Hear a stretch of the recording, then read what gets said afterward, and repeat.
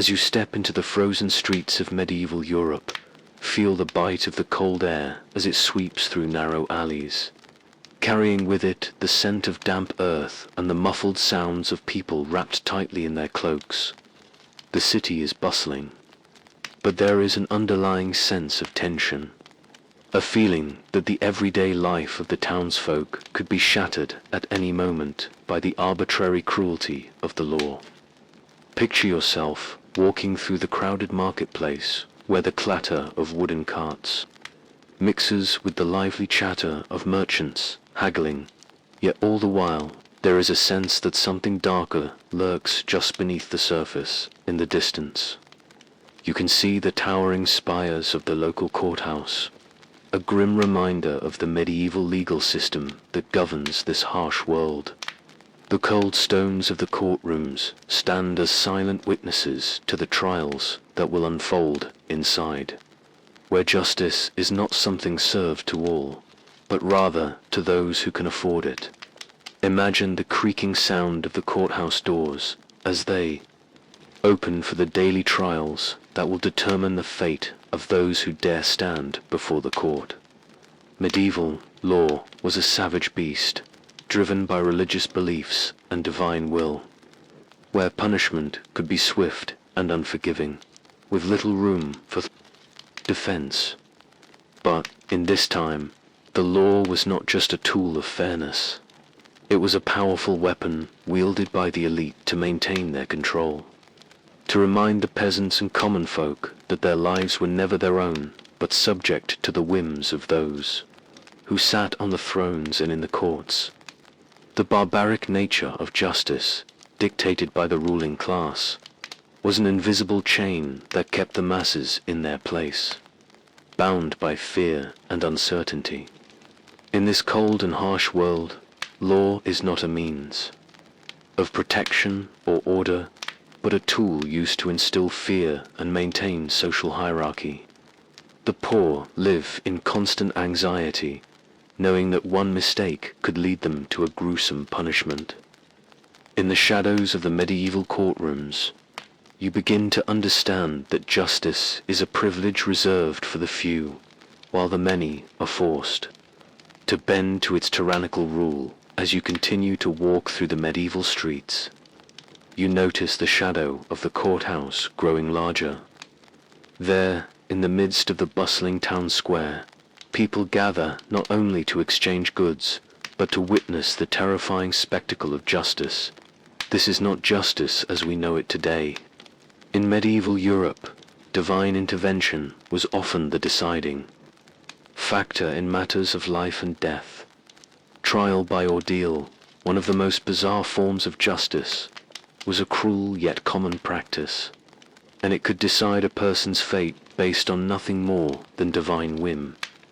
The strangeness of this practice becomes clear as you imagine standing at the edge of the crowd, eyes fixed on the individual about to undergo the test. Picture the hot iron, red and glowing, being thrust into a person's hand, or the cold water waiting for someone to plunge into it. It was believed that God would intervene, revealing the innocent and guilty based on their ability to survive these horrific ordeals. Those who passed these tests were deemed innocent. Those who failed, regardless of reason, faced the consequences, often resulting in death or severe injury. As you breathe deeply, imagine the rising tension in the crowd as the accused prepares for the ordeal. You feel the electricity in the air, the collective breath of the crowd held in anticipation. It is not a trial based on logic or evidence.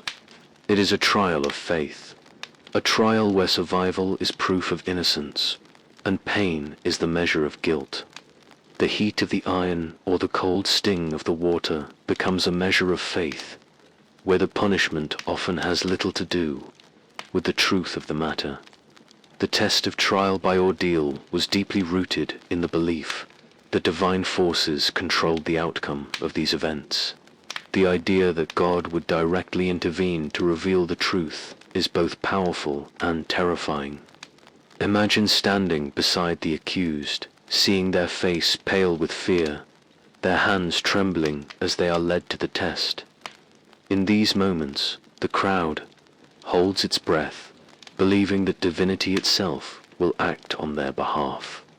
For those who failed these trials, the consequences were often swift and brutal. In a world where the will of God and the laws of men were intertwined, justice was a matter of survival, not fairness. This system of justice speaks to the deep fear and superstition that gripped the hearts of the common people. The belief that a person's fate could be determined by their ability to endure suffering reflects how vulnerable the peasants were, not just to the law, but to the whims of the divine. There was no room for a fair trial, no room for reason or defensively. Faith. It's easy to feel the intensity of the moment, where a person's entire future could be determined by their ability to withstand physical tests that had no bearing on their actual guilt or innocence. In this terrifying world, the law was something not to be trusted. The same system that demanded trial by ordeal was one that instilled fear, exploiting the ignorance and vulnerability of the peasants. The very nature of the ordeal made justice unpredictable, and the outcome was often determined by whether or not the accused could survive the ordeal. To live through the ordeal was to prove one's innocence, but survival was a matter of chance, not of truth. As you reflect on this brutal method of justice, you begin to understand the deep sense of helplessness that gripped the common people of medieval Europe. The poor, the oppressed, had no voice in their trials. Their lives were often defined by the whims of the church, by the rich, and by the flawed beliefs of the time. For them, the legal system wasn't a path to justice, it was a mechanism of fear, a tool that only further reinforced their powerlessness. As the trial by ordeal came to an end, the crowds would disperse, leaving behind the echoes of fear and the lingering tension in the air.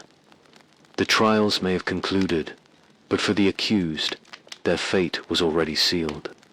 The law, as defined by medieval society, was a tool used to maintain control and to remind everyone, from the as you step into the frozen streets of medieval Europe, feel the bite of the cold air as it sweeps through narrow alleys, carrying with it the scent of damp earth and the muffled sounds of people wrapped tightly in their cloaks.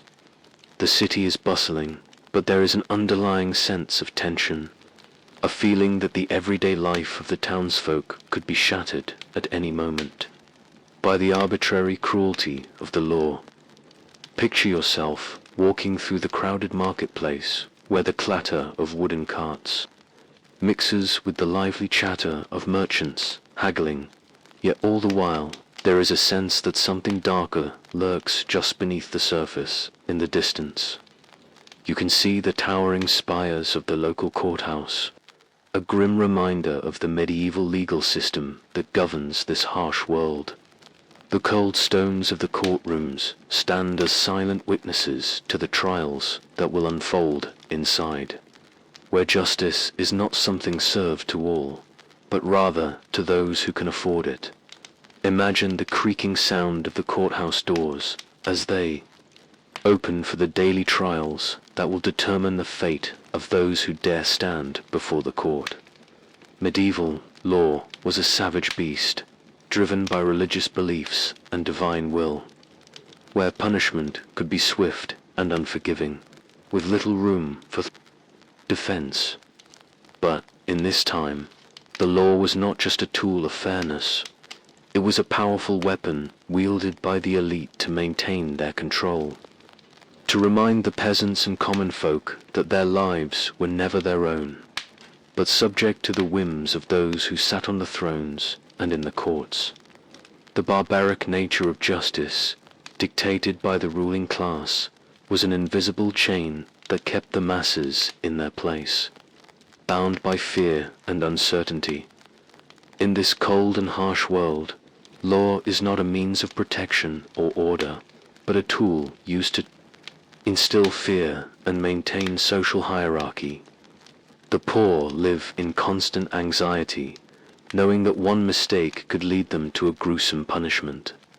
In the shadows of the medieval courtrooms, you begin to understand that justice is a privilege reserved for the few, while the many are forced to bend to its tyrannical rule. Lowest peasant to the highest noble, that their lives were governed by forces far beyond their control, trial by ordeal. One of the most bizarre forms of justice was a cruel yet common practice, and it could decide a person's fate based on nothing more than divine whim.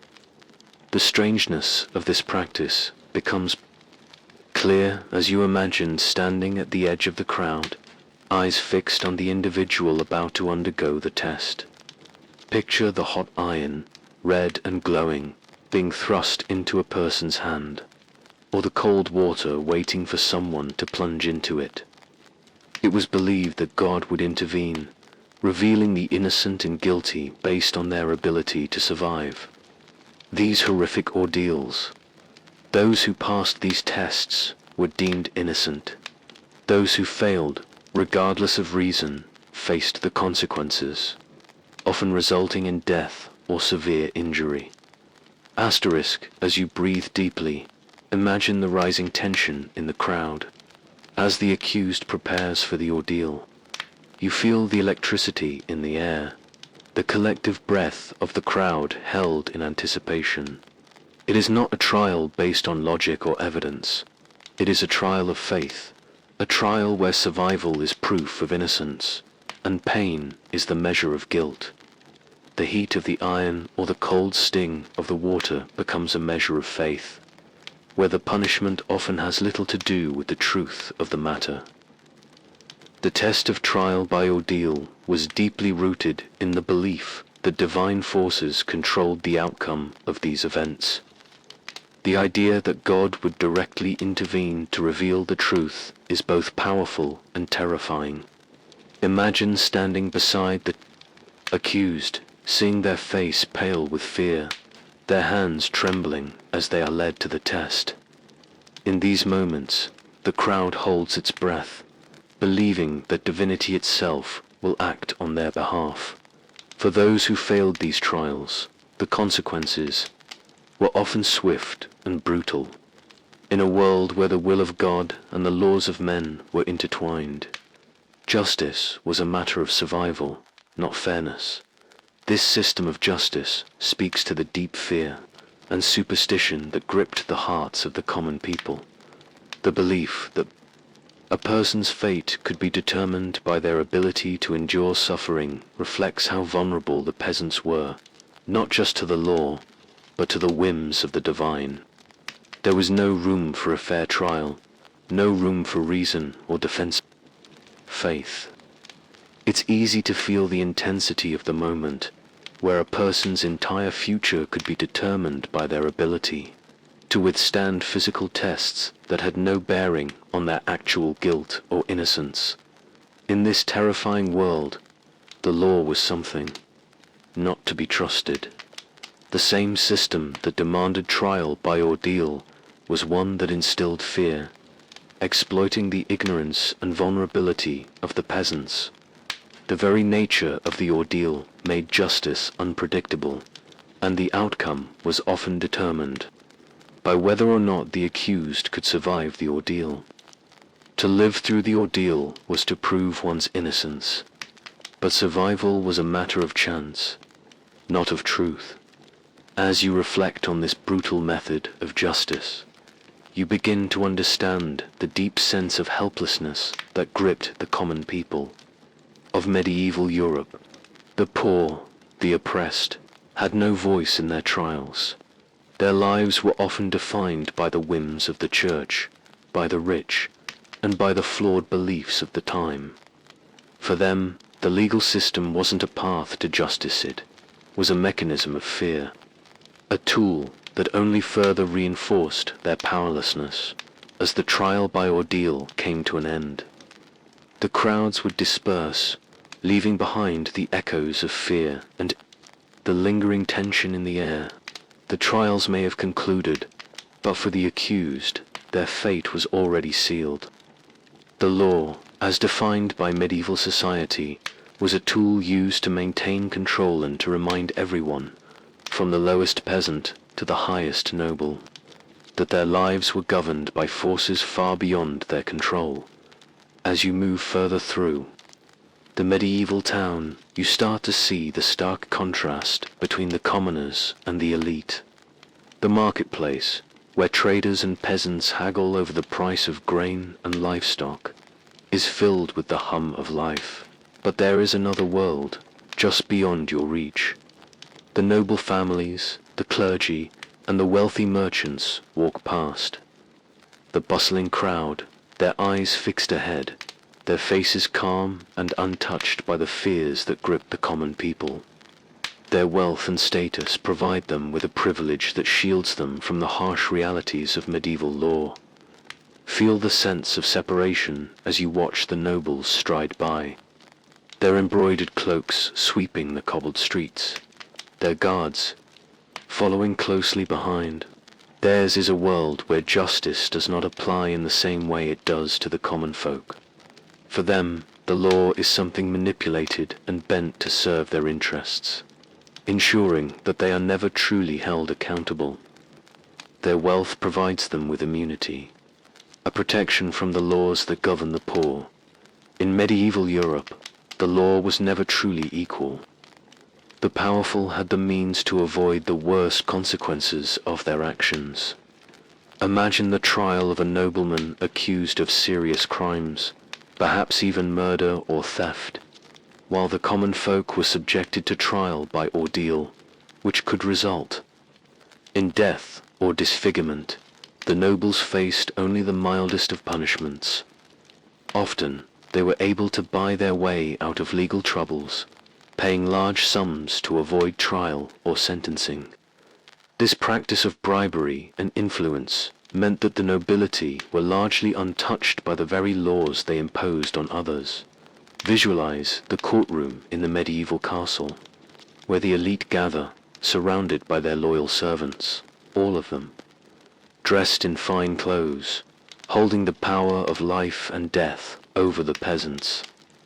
The judge, often an influential member of the elite, would look upon them with respect and deference, not as equals in the eyes of the law, but as superiors.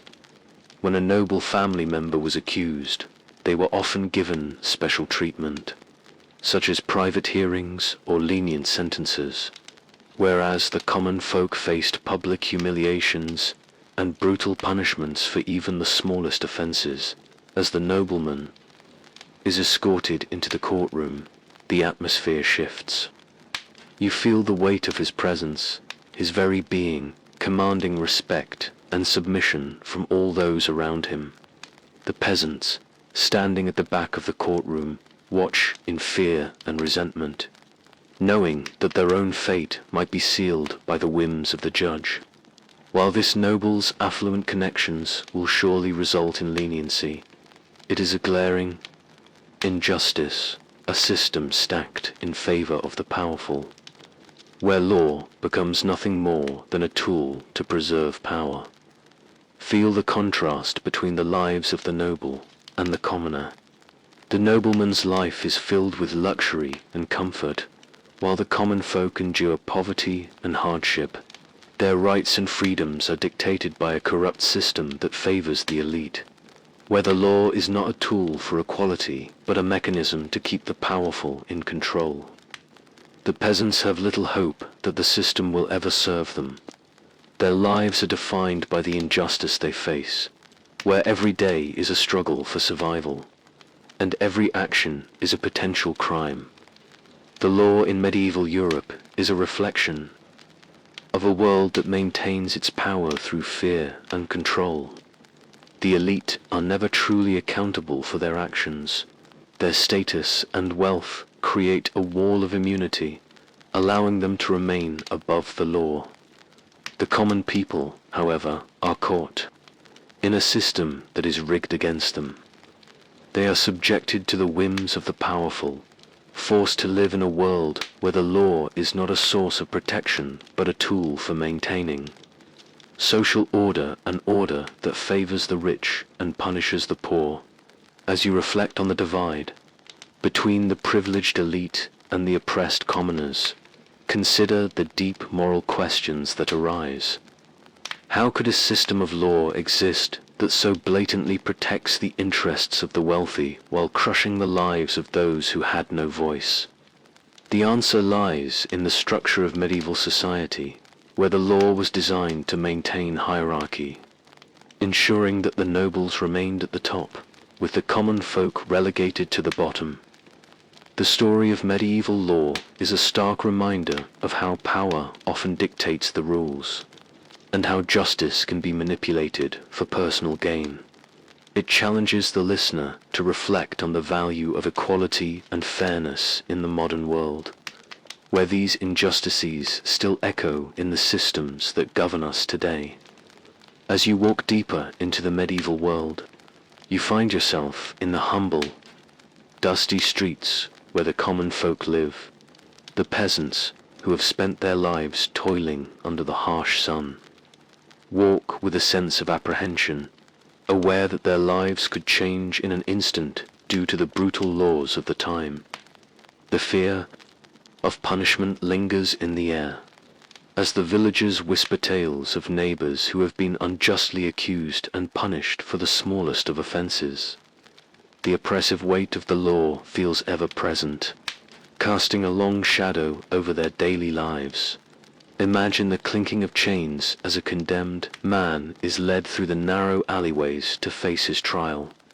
His face is grim, but there is a flicker of hope in his eyes, hope that, somehow, he will survive the ordeal that awaits him.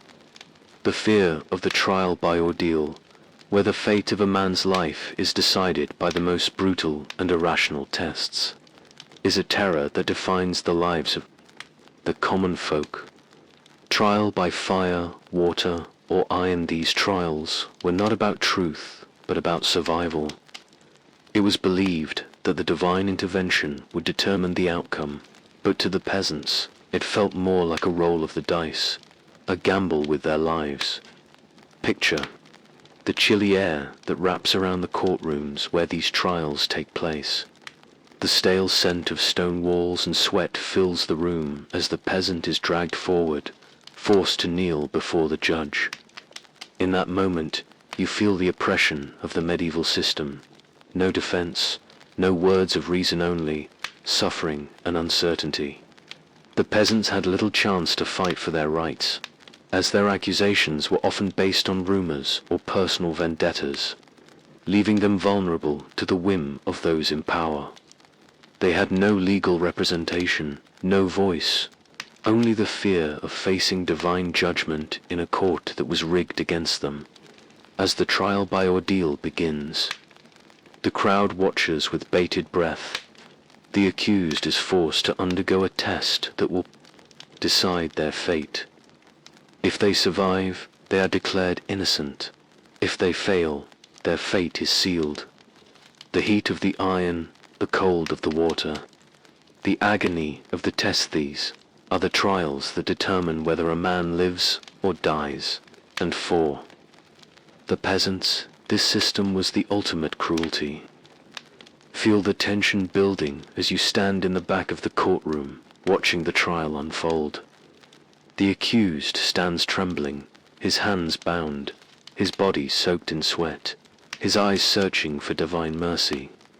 The ordeal is a test of faith, where survival is not proof of innocence, but a sign of divine favor. The system offers no rationality, no fair judgment, only brute force and unpredictability. For the peasants, this is not just a sit, is a torture that forces them to face their deepest fears and hopes, praying that the gods will intervene in their favor. Now, imagine the reaction of the crowd as the trial unfolds. Murmurs fill the air, some are praying, others are watching in cold silence. The peasants know that the outcome is out of their hands. They can only wait and hope that the gods will decide in their favor. There is no sense of fairness, no sense of justice. Instead, the crowd is filled with the knowledge that the poor have no protection, no agency in the legal system. Their lives are at the mercy of a broken system, where the rich and powerful are shielded from the same brutalities, and justice is something that only the lucky few can attain. As the ordeal concludes, the outcome is either a miracle or a condemnation. The poor, unable to escape their fate, walk away with a broken spirit, knowing that their lives are always at the mercy of the elites who control the system. The peasant's daily existence is shaped by a law that was designed to maintain the power of the ruling class, a law that offered no real protection to those who had no voice. As the cold wind begins to fade and the once bustling town square starts to quiet down, you find yourself standing at the edge of a transition, a slow but inevitable shift in the medieval world that would eventually change the course of history.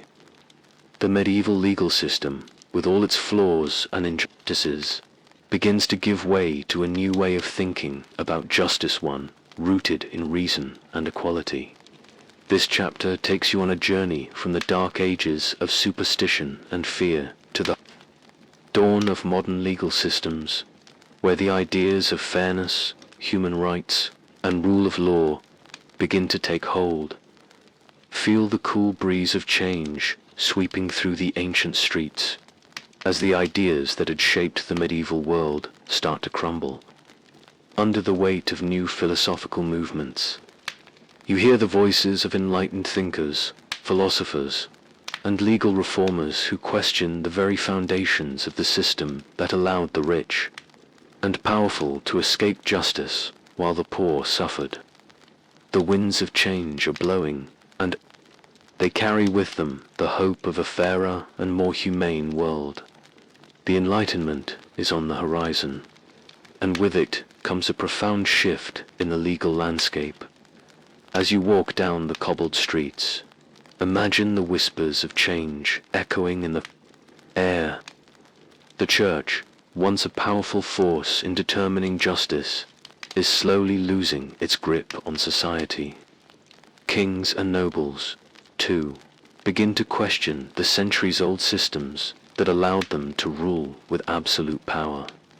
The idea of equality before the law takes root, and slowly, the legal systems of Europe begin to shift from divine-based judgments to those grounded in reason, evidence, and accountability. For the first time, the common people begin to see a glimmer of hope, a possibility that justice might no longer be a tool of the elites, but something that can be shared by all, the trial by ordeal. Once the center of medieval justice is now outdated and ridiculed. The notion that divine intervention could determine innocence or guilt begins to fade as more and more people start to embrace rational thought and the scientific method.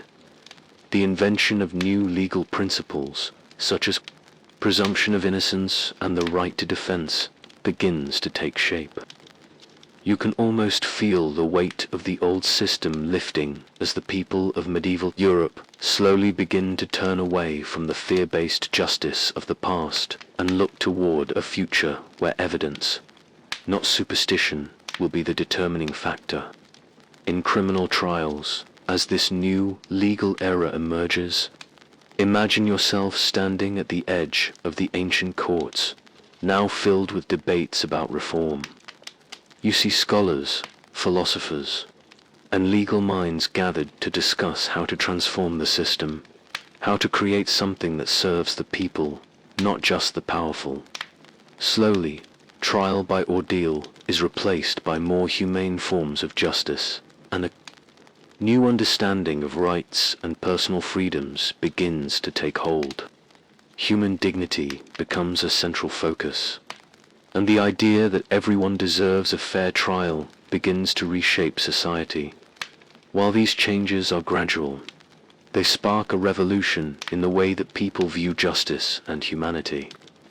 Public trials, once dominated by superstition and violence, evolve into more measured proceedings, guided by logic and fairness.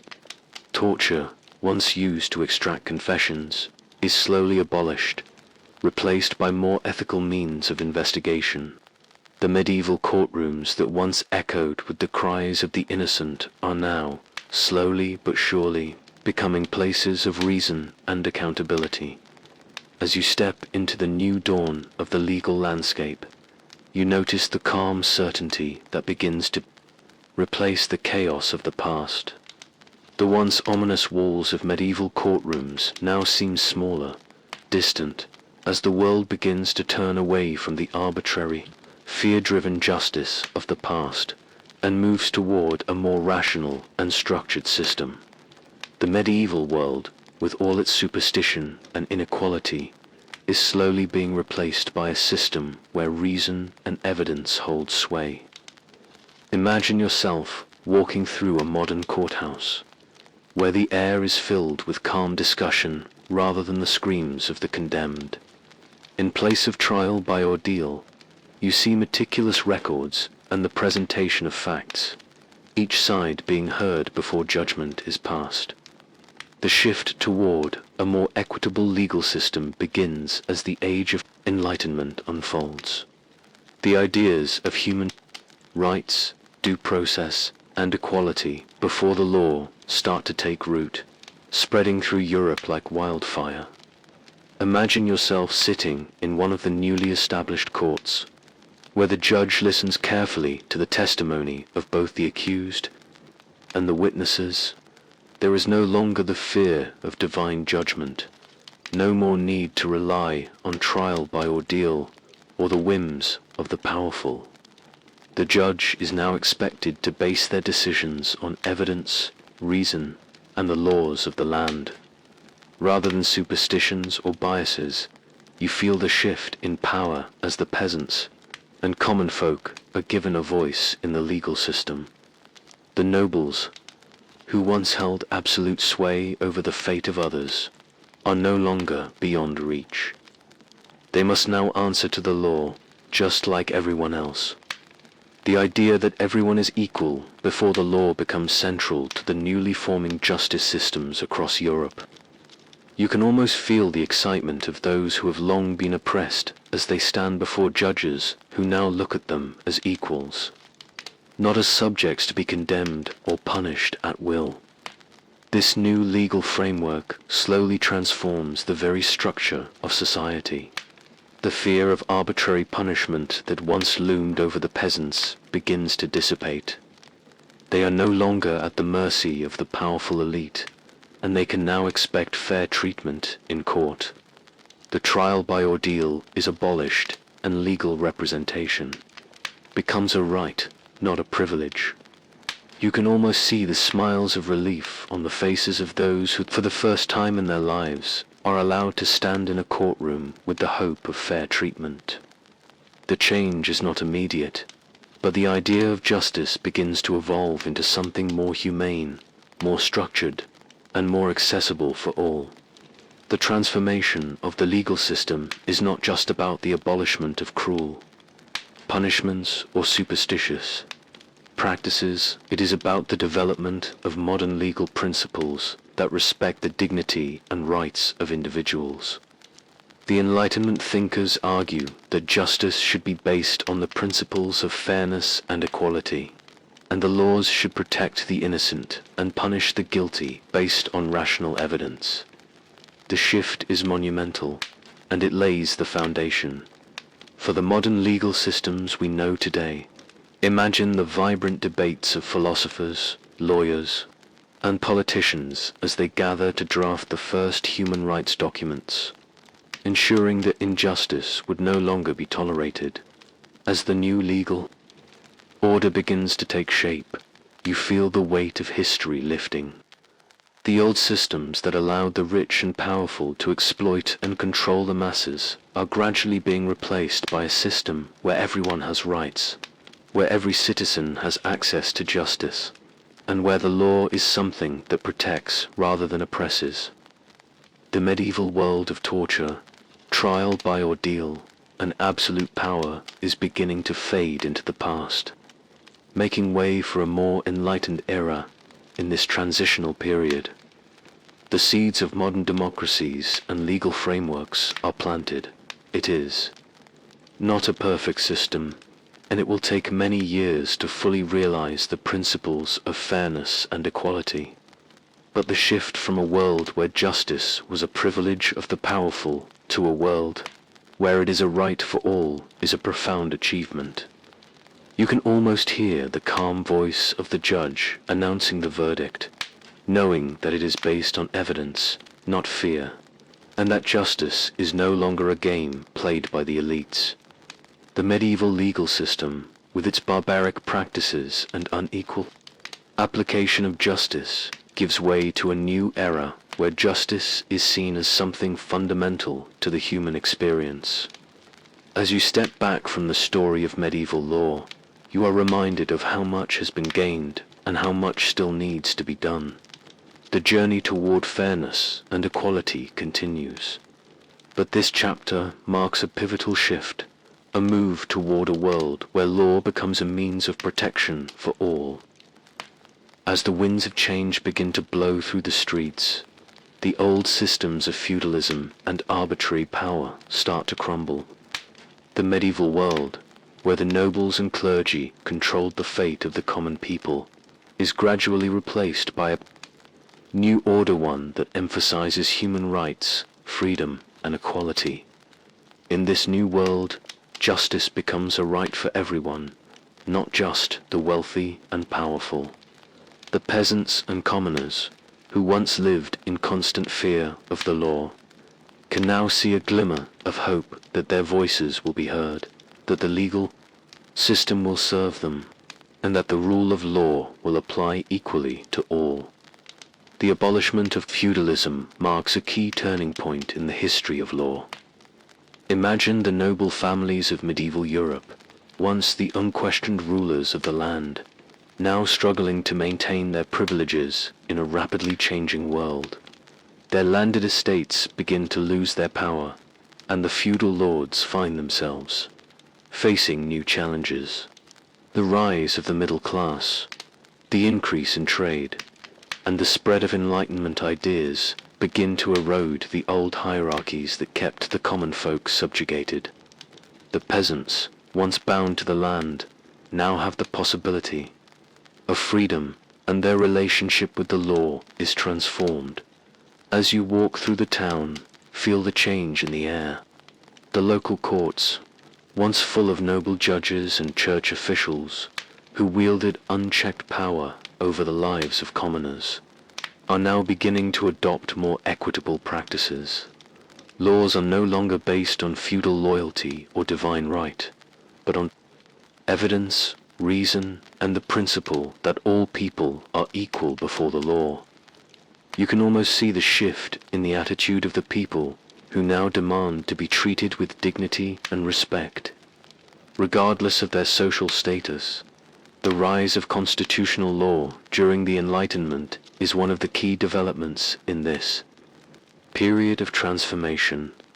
Imagine the intellectual fervor of the time, as philosophers and legal scholars begin to debate and draft the first documents that will enshrine the rights of individuals in law. The Magna Carta, the Bill of Rights, and other landmark documents are the fruits of this intellectual movement. As people begin to understand that justice is not something to be bestowed by the powerful, but something that should be available to everyone equally.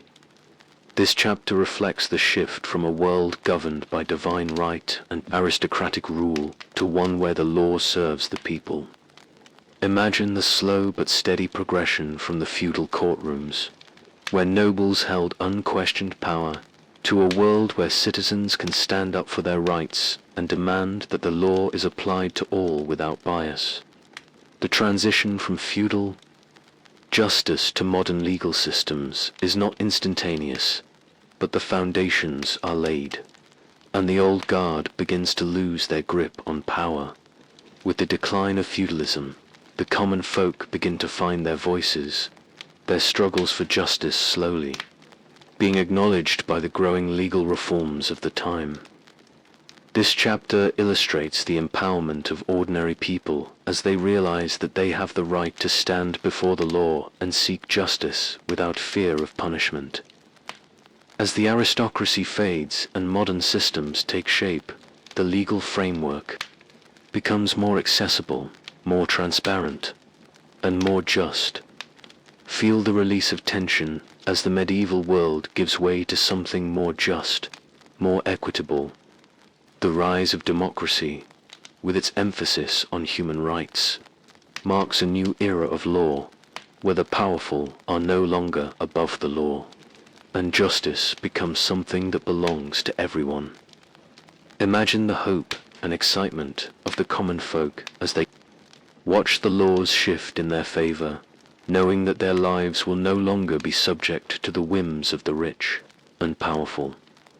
The end of feudalism represents the end of a time when the elite could shape the laws to suit their own interests, when the law was used as a tool to maintain control.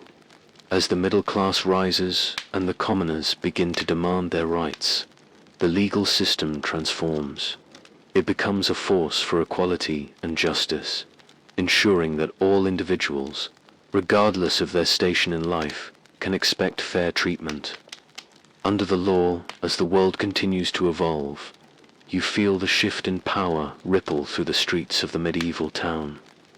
What was once a world of secrecy and autocratic control now begins to open up, slowly but surely, to the people. The once closed courtrooms, where the elites decided the fate of the common folk in darkened chambers, are now giving way to more public hearings, more transparent trials. The public opinion begins to play a role in shaping the law, as the voices of the masses are no longer ignored. Picture yourself walking through the bustling streets, where now the common folk no longer simply bow their heads in fear of the powerful, but instead raise their voices in demand for justice.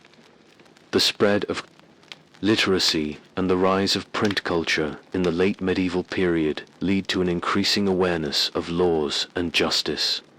The printing press becomes a powerful tool for spreading knowledge, allowing people to learn about their rights and how the legal system works. Imagine the newspapers and pamphlets that begin to appear, filled with legal advice, tales of injustice, and calls for reform. You can hear the whispers in the town square as people gather to discuss the latest trial or legal change, sharing ideas about fairness and equality. This shift from a world where law was dictated by those in power, hidden from the public eye, to one where justice is shared by the people, is transformative. For the first time, the idea of accountability begins to shape legal thinking. The elites can no longer act with impunity. They must answer to the public. Imagine the crucial role of a public trial, where the community gathers to witness the proceedings and to make their voices heard. The public can no longer be silenced. The law is something that must be shaped by the people, something that reflects their values, their ideas of fairness and justice. As this chapter unfolds, feel the sense of unity and empowerment that arises as the common people begin to shape their own destiny through the legal system. The voice of the crowd becomes one of the most powerful forces in lawmaking. Courtrooms are no longer spaces of elite control, but places where the people gather to ensure that justice is done. The commoners, once powerless, are now part of the system, demanding justice and holding the powerful accountable. This transformation is not immediate. It takes time for the institutions of justice to become fully democratic, but the change is palpable. You feel the hope in the air, the belief that a fairer world is beginning to take shape. The fight for public accountability becomes the cornerstone of modern legal systems, and law begins to be seen not as a tool for maintaining the status quo, but as a way to uphold equality and justice for all. As the years pass and the old systems of medieval feudalism continue to dissolve, a new world begins to emerge, one that promises justice for all. Yet, as you walk through the streets, you feel the heavy weight of history lingering, as the fight for equality under the law is far from over. The powerful may have been forced to answer to public opinion, but the struggle for fairness, true justice, and equal rights continues to be a long and difficult journey. The common people, once oppressed, are now empowered, but they realize that the system still favors the wealthy and privileged. As the legal reforms continue to take shape, there is still a deep divide between the rich and the poor, and the elite find ways to maintain their influence. You can almost feel the tension in the air. The belief in justice is growing, but so is the awareness that the fight for equality is ongoing, and it will take more than just legal reforms to level the playing field. Picture the streets where protests and demonstrations begin to unfold as people demand true equality and human rights. The enlightened ideas that have shaped the new legal systems are being tested by the realities of power, and the voice of the people becomes even more crucial in shaping the future. The old guard, though weakened, still fights to maintain its privileges, and the peasants and common folk are determined to ensure that their hard-earned rights are protected. You can hear the clashing of ideologies as people debate the best way to ensure equality and justice for all. The battle for human rights is far from over, and you feel the deep sense of urgency as the people march forward, demanding that the law work for everyone, not just the powerful.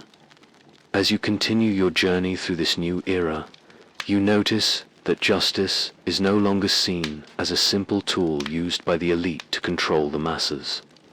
It has evolved into something that now belongs to everyone. Yet, there is still much work to be done.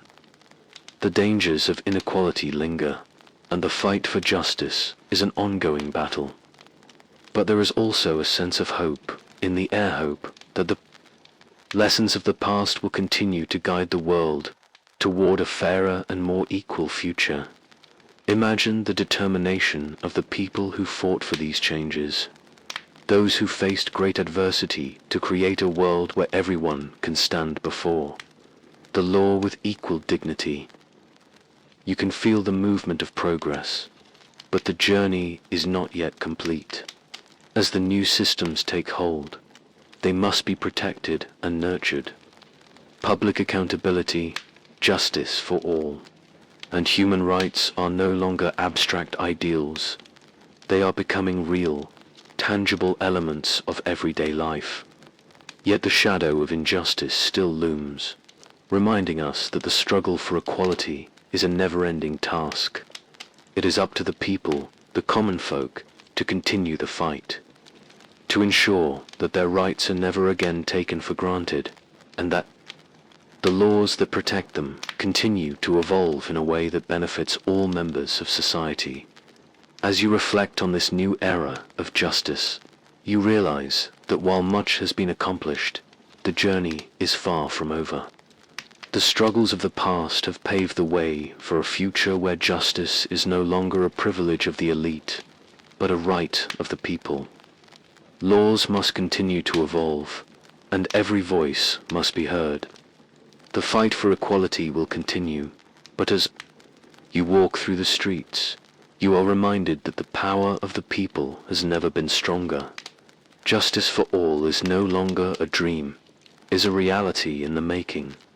As you walk deeper into the modern world, you realize that the transformation of the legal system is not just an abstract victory, but something that continues to shape our daily lives.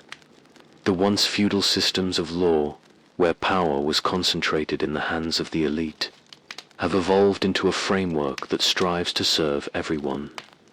However, this evolution is ongoing. The journey toward true justice a world where every person, no matter their social standing, is treated equally before the law remains a work in progress. You can feel the weight of history in this new world of modern justice, a world where laws are designed to protect the vulnerable, to ensure that human rights are respected, and to provide a framework where everyone can expect fairness. Yet, despite the progress, you cannot ignore the challenges that still remain. As you walk through the streets, you sense that inequality persists in subtle ways, whether in social structures, economic disparities, or the accessibility of justice for marginalized groups. The fight for equality is not over. It has merely taken on a new form, one that requires constant vigilance, reform, and advocacy. Reflecting on the history of the law, you realize how far we've come since the medieval ages, when arbitrary punishment and trial by ordeal determined the fates of the poor and powerless. The legal system was once a tool for maintaining the status quo, a mechanism of control for the elite. Now, as you stand in this modern courtroom, you see that the principles of equality, human rights, and due process have become the foundation of justice. Yet, there is a call to action, a reminder that the journey is not complete. Inequality still finds ways to creep in, and the legal system must remain vigilant to ensure that justice is truly for all. As you consider the present-day challenges, you recognize that the legacy of medieval law has not been completely erased. The systems of oppression that once dominated still leave their marks in some places.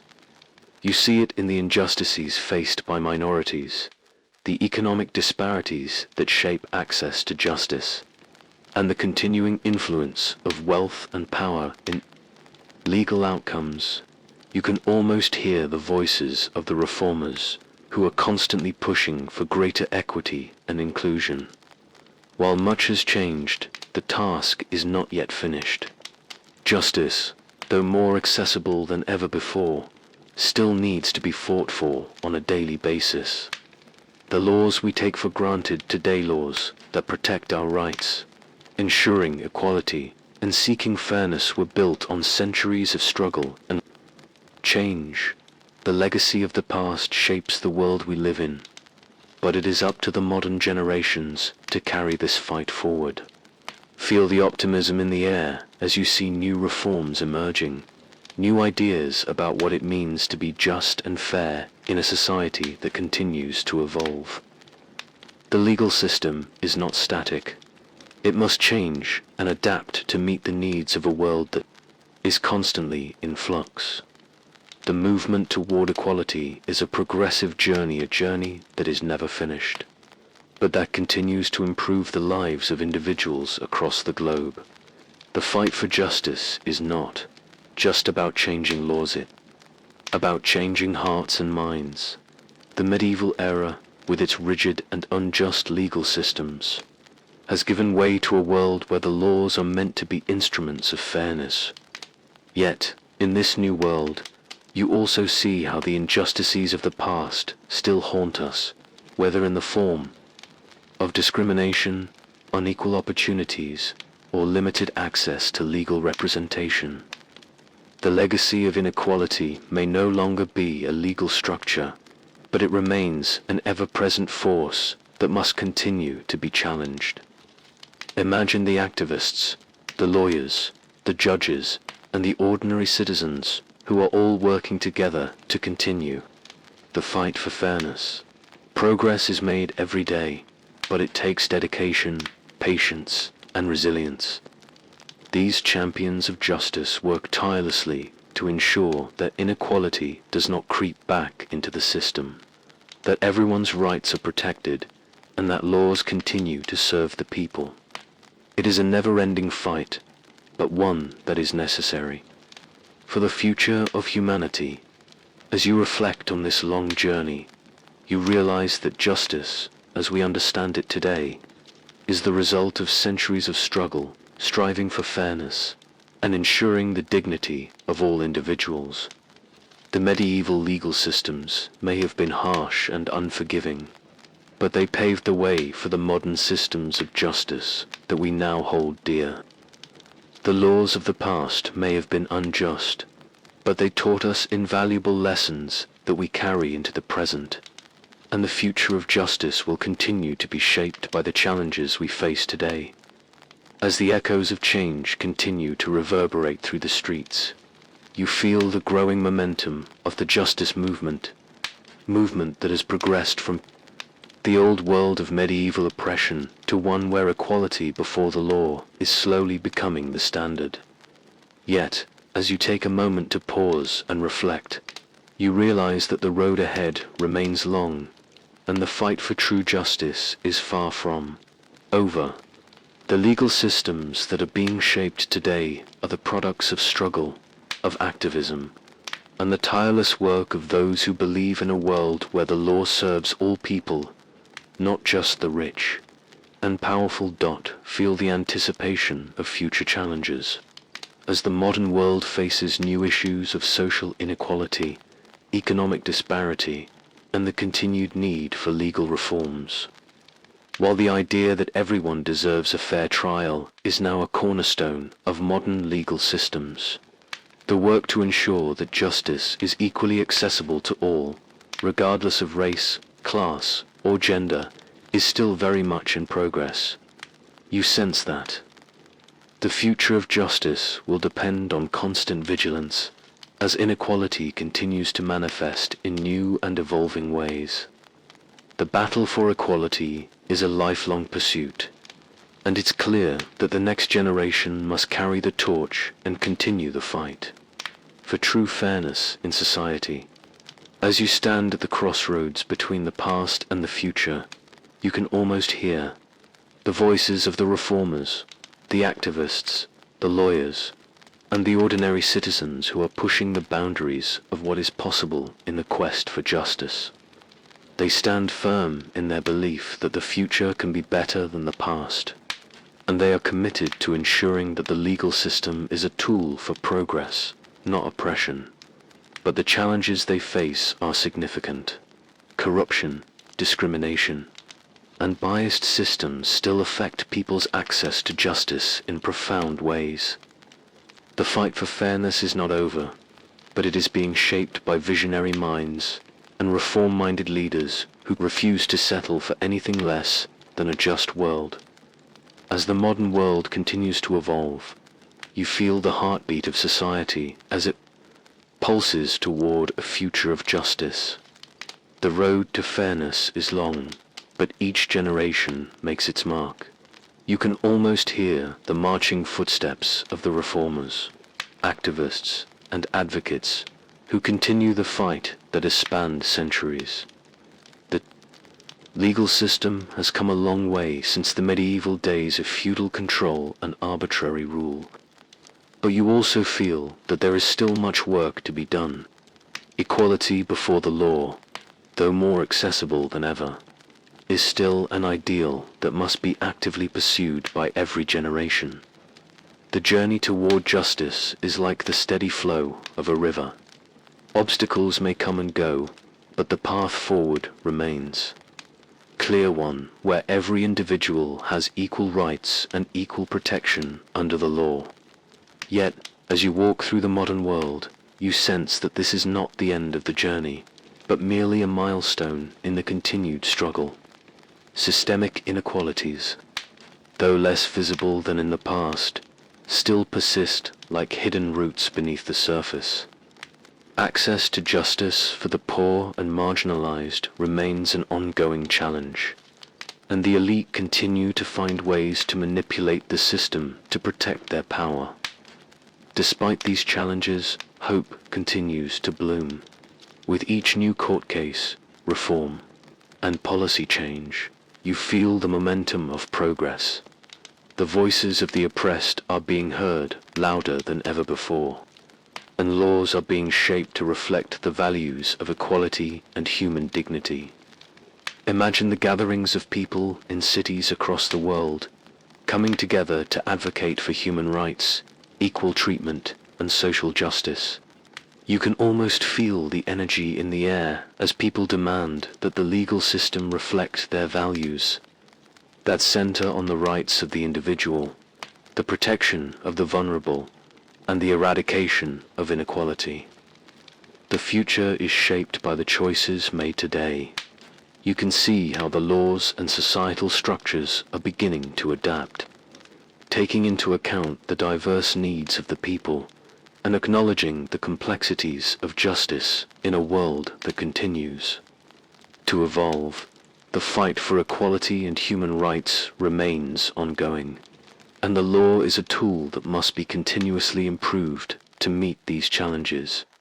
There are still moments where you can feel the tension in the air, moments when the old powers try to reassert themselves, when the voices of the disenfranchised are once again silenced. But with every victory, no matter how small, the path forward becomes a little clearer. You feel the strength of the collective will, as communities and individuals come together to hold those in power accountable, to safeguard the rights of all people, and to push for a system of justice that truly serves everyone. The struggle is not just about changing laws, but about changing the culture, creating a world where justice is no longer a lofty ideal, but a lived reality for all. By the end of this journey, you realize that justice is not a destination, it's a constant in our lives, something that we must actively protect, nurture, and expand. The legal system must be adaptable, dynamic, and responsive to the needs of society. But most importantly, it must reflect the values of fairness, equality, and dignity for everyone. No one should be excluded, and no one should have to live in fear of the law or the system that is supposed to protect them. You feel the weight of history in this moment, and the responsibility to continue the work that has been handed down through generations. The legal system we have today is a living testament to the struggles of the past and the victories of the present, but it is still in the hands of the people to shape the future. The fight for justice is an ongoing battle, but it is a battle that, with each passing day, grows closer to its true fulfillment. The hope for a fairer world is alive, and it is in your hands, just as it is in the hands of every citizen, advocate, and leader who believes that the law can and should serve everyone equally.